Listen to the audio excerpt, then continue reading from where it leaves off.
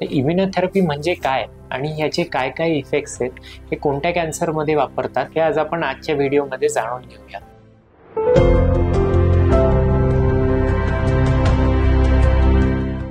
नमस्कार, मी डॉक्टर चिराग विरुड. मी एक robotic cancer surgeon आहे. मी ज्युपिटर हॉस्पिटल पुणेमध्ये प्रॅक्टिस करत आहे. इम्युनोथेरपी एक ट्रीटमेंट आहे ज्याच्यामध्ये आपल्या शरीराची जी रोगप्रतिकार शक्ती आहे तिला बळकट बनवून आपल्या ज्या पेशी आहेत या कॅन्सरच्या पेशीला नष्ट करण्यात मदत करतात. तर आपल्याला माहिती आहे आपल्या कॅन्सरचे जे सेल्स असतात हे अनियंत्रितपणे वाढत असतात आणि हे जे सेल्स आहेत हे आपल्या बॉडीच्या इम्युन सिस्टीम म्हणजेच आपली रोगप्रतिकार शक्ती जी आहे त्याच्यापासून हे लपून असतात.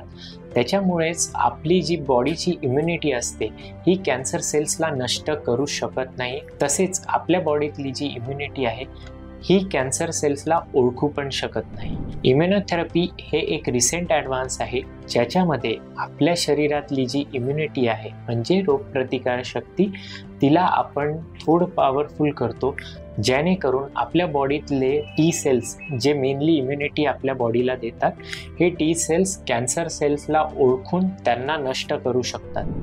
तर इम्युनोथेरपी हे सगळ्या कॅन्सरमध्ये चालते का? नाही. इम्युनोथेरपी ही काही कॅन्सरलाच आपण वापरू शकतो, जसे की लंगचा कॅन्सर किंवा मेलॅनोमा म्हणजे चमडीचा कॅन्सर किंवा ब्लॅडर कॅन्सर, असे ह्या ज्या कॅन्सर्स आहेत त्याच्यामध्ये इम्युनोथेरपीचा मेनली रोल आहे. तसेच जो आपला ब्लड कॅन्सर आहे त्यामध्ये पण कधी आपण इम्युनोथेरपी यूज करू शकतो. तर हे इम्युनोथेरपीचे किमोथेरपीवर काय फायदे आहेत? किमोथेरपी जी आहे ती आपले कॅन्सर सेल्सला नष्ट करतेच, पण तसेच किमोथेरपी आपल्या साध्या सेल आणि कॅन्सर सेलमध्ये कधी डिफरन्शिएट करू शकत नाही.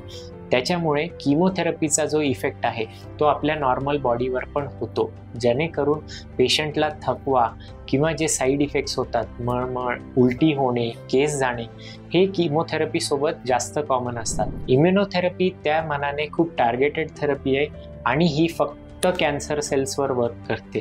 त्याच्यामुळे तिचे जे साईड इफेक्ट्स आहेत हे बऱ्यापैकी कमी आहेत किमोथेरपीचे आणि इम्युनोथेरपी खूप बेटर टॉलरेटेड असते.